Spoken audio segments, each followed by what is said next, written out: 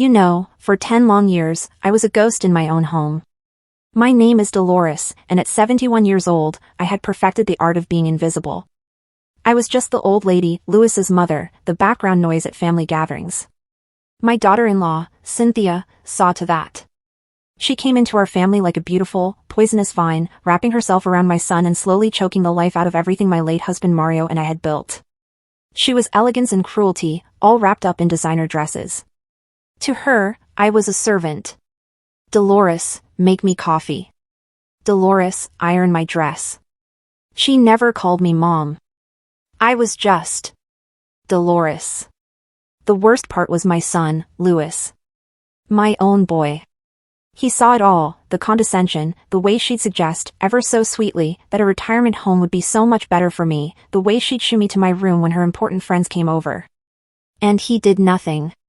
He'd just look at his plate, mumble something about me being fine where I was, and let her venom sink in. She was slowly poisoning him against me, and I was too heartbroken, too tired, to fight back. But what Cynthia never knew, what no one knew, was the secret Mario and I carried. My husband wasn't just a successful businessman, he was a brilliant, discreet collector. Behind a false backing in my bedroom closet, hidden from the world, was a safe containing a collection of art and jewelry worth over $15 million. Mario always said, Dolores, the world doesn't need to know what we have. It protects us. He trusted me to be the guardian of his legacy. And the crown jewel of that collection was a 5-carat pink diamond ring, designed by a French jeweler in the 1920s. It was breathtaking. To the untrained eye, it might just look like a lovely old piece. But it was insured for $3 million. It was inventory item 847. The day it all came crashing down started like any other. I was in the garden, tending to the roses Mario and I planted 40 years ago. I saw Cynthia slip into my bedroom, something she did often, snooping through my things. I watched from the window as she opened my simple wooden jewelry box, the one where I kept my less valuable pieces. She rummaged through it, her expression one of bored disdain. And then she saw it. The pink diamond ring. I saw her hold it up to the light. I saw that familiar, contemptuous little smile curl on her lips. She thought she'd found another worthless trinket to borrow and discard. She slipped it onto her finger and left. An hour later, my phone buzzed. A text from Cynthia. I borrowed your old ring for the party, Grandma. Hope you don't mind. She didn't ask. She told. She assumed everything I had was hers for the taking. That I was too old, too insignificant, to own anything of value. And in that moment, something inside me, something that had been bent and bowed for a decade, finally snapped. It wasn't just about the ring. It was about every insult, every humiliation, every tear I'd cried in silence. I typed back, my hand steady as stone, have fun, dear. Then, I immediately called the only person who knew the truth, my lawyer, Frank Miller. Frank was Mario's best friend, the executor of his will, the architect of our protocol. Frank, I said, my voice firmer than it had been in years. It's time. Cynthia just stole inventory item 847. There was a pause on the other end. Dolores, he said slowly, this is the point of no return. Once I file this report, the police will treat it as a major theft. There will be a scene. Good, I replied. Let there be a scene. Frank explained the process. He'd call the insurance company, file a formal theft report for a $3 million item, and the police would be dispatched to recover the stolen property, no matter its location. The party Cynthia was at, a lavish charity gala where she was trying to impress all her society friends, was about to get a very unexpected interruption. As I waited, sitting in my quiet living room, the memories flooded back. The Christmas she gave me a cheap scarf, saying, at your age, you don't need much. The dinner party where she told me to eat in the kitchen because there weren't enough seats for her important guests. But the memory that stung the most was from just a week prior. I'd overheard her on the phone with her sister. That old woman is driving me crazy, she'd hissed. She lives in this huge house like a queen, but look at her, with her cheap clothes and pathetic jewelry. When she finally dies or goes to a home, I'm throwing all these ugly antiques in the trash and renovating this whole place. Ugly antiques. She had no idea that the vase on the mantelpiece was Ming Dynasty, that the painting she hated was a minor old master. She was planning to trash a fortune, all while treating its owner like garbage. Frank called back. It's done. The police have the warrant. They're on their way to the Plaza Hotel. Then came the call from Louis. His voice was a panicked shriek. Mom. What's going on? The police are here. They're saying Cynthia stole a $3 million ring.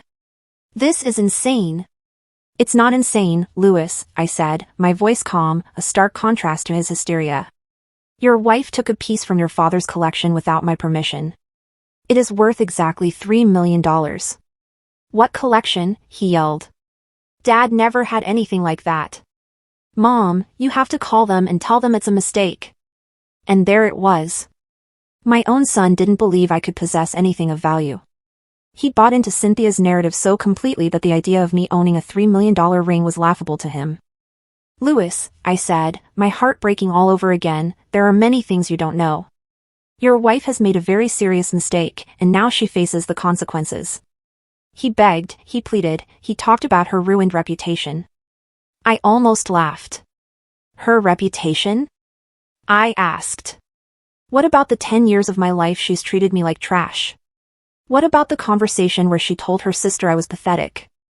The line went quiet. He knew. He'd heard it too. He had always known. I hung up, feeling a strange, hollow victory. But the night was far from over.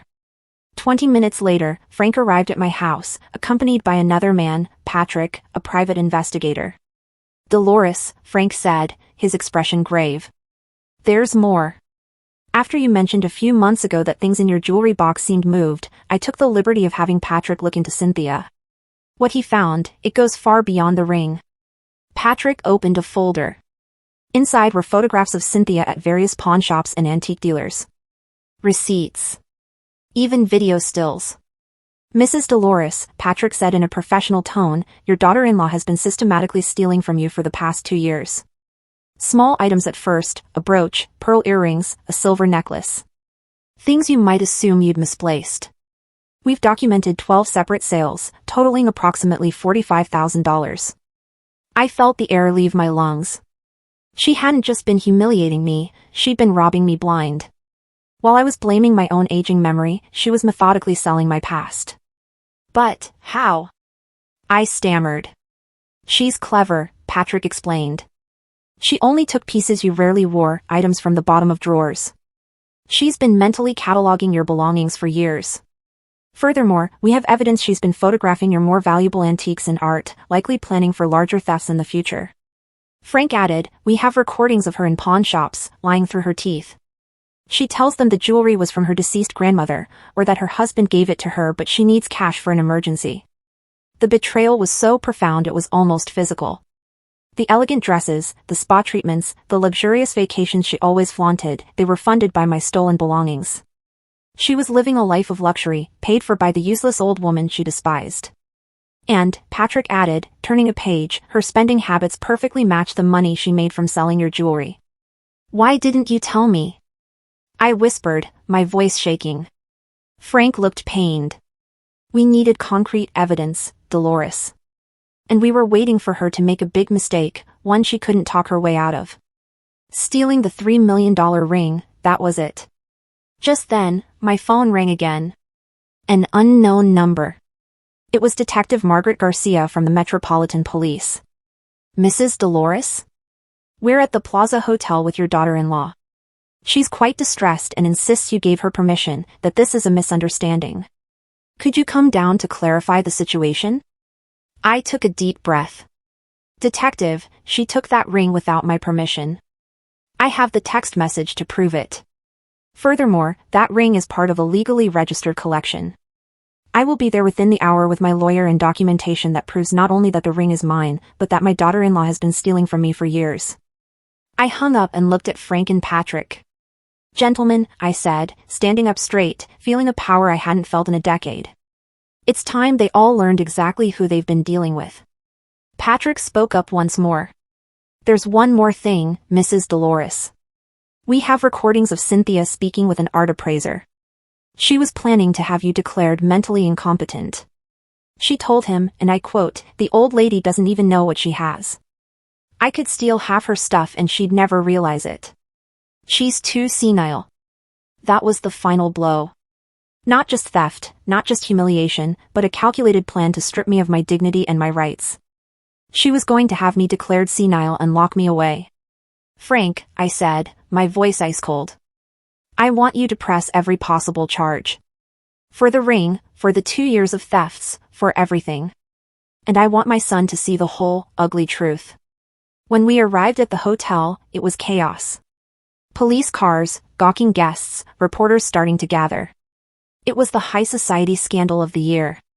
Inside the grand lobby, I saw Cynthia. Her perfect makeup was streaked with tears, her golden dress was wrinkled, and her hands were in handcuffs. The ring was gone from her finger. For the first time ever, she looked small. Louis rushed over to me, his face a mask of anger and confusion. Mom! You have to fix this. Tell them it was a mistake. It was not a mistake, Louis. It was theft. But we didn't know, he cried. If we'd known you had valuable things, this never would have happened. I looked at him, my heart breaking for the son he used to be. If you had known they were valuable, I asked quietly, does that mean it would have been okay to steal the things you thought were worthless? Frank stepped in, handing Louis a thick folder of documents, appraisals, certificates, insurance policies. Louis's face went from disbelief to dawning horror as he understood the ring was genuinely worth $3 million. Then Patrick showed him the other file, the photographs of Cynthia at the pawn shops, the receipts, the evidence of 2 years of systematic theft. Louis looked like he'd been punched in the gut. Cynthia, did you really do this? Cynthia, seeing her house of cards collapsing, started sobbing. Louis, they were just old things. I thought she didn't want them anymore. We needed the money. They weren't yours to take. Louis shouted, his voice cracking. And you made me believe Mom was losing her memory. That was the moment I saw the scales fall from his eyes. He finally understood the depth of her manipulation. Detective Garcia approached. Mrs. Dolores, do you wish to press criminal charges? Cynthia screamed, Dolores, please. It was a misunderstanding. I'll give everything back. I walked over to her, looking down at the woman who had made my life a living hell. Cynthia, I said, my voice echoing in the suddenly quiet lobby. For 10 years, you treated me as if I were invisible. You humiliated me, you stole from me, and you planned to have me declared senile. And now you ask for mercy? I turned to the detective. Yes, detective. I am pressing charges for grand larceny and for all the other thefts we have documented. As they read Cynthia her rights and led her away, she turned to me with a final, desperate threat. If you do this, you'll lose your son forever. He'll never forgive you. I looked at Louis. His face was pale, his shoulders slumped. Is that true, Louis? Do you think I'm destroying your marriage? He was silent for a long time, watching the woman he loved being taken away in handcuffs. Finally, he spoke, his voice a broken whisper. No, Mom. My marriage was destroyed the moment Cynthia decided to steal from you for the first time. I didn't see it until now. The aftermath was a whirlwind. The FBI got involved. It turned out Cynthia wasn't just a petty thief, she was running a sophisticated operation, using her access to wealthy families to plan thefts. My home had been her base of operations. They found a secret room in her and Louis's house filled with stolen art and jewelry from other families. The woman I thought was just a bully was, in fact, a criminal mastermind. Louis moved back home with me temporarily. We had long, painful, necessary conversations. He apologized, over and over, for his blindness, for his weakness. I saw the man my son could have been, had he not been ensnared by Cynthia's poison. I decided to use my newfound notoriety for good. With Frank's help, I started the Dolores Foundation, dedicated to protecting seniors from financial abuse. I even started a television show, Dolores's Wisdom, where people call in for advice. The invisible old woman had become a very public advocate. A year later, Cynthia was sentenced to 12 years in federal prison. The sweetest part wasn't her sentence, though. It was the life I rebuilt. Louis met a wonderful woman named Nicole. She's everything Cynthia wasn't, kind, respectful, and she genuinely wants to be part of our family. When Louis proposed to her, in the very garden Cynthia wanted to destroy, she hugged me first and said, "I hope I can be the daughter-in-law you deserve." "You already are," I told her. I sometimes think about that phone call from Cynthia, from prison. She was crying, truly crying, not for show. She said she envied me, that she destroyed the only real family she'd ever had. I felt pity for her, but no hatred. She was no longer a part of my story. My story now is about the thousands of families my foundation has helped. It's about the rebuilt relationship with my son. It's about the legacy Mario left me, which I've used not for luxury, but for justice. Cynthia spent a decade trying to make me feel small and worthless. But in the end, she was the one who taught me exactly how strong I could be. The invisible woman had found her voice, and it was louder than anyone ever expected.